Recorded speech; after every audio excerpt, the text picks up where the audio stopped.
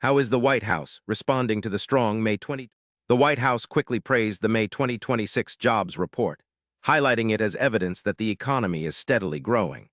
Officials pointed to the surge in job creation as proof that policies aimed at supporting small businesses and infrastructure investments are paying off. This positive momentum reassures markets and consumers alike, signaling a more robust employment landscape than many experts predicted just months ago.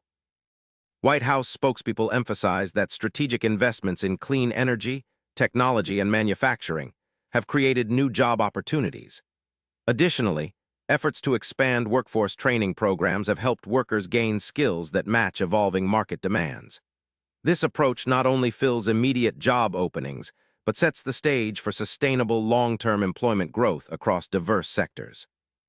While celebrating the strong report, the White House tempered enthusiasm with cautious optimism. They acknowledged challenges like inflation pressures and international trade tensions that could impact future job growth.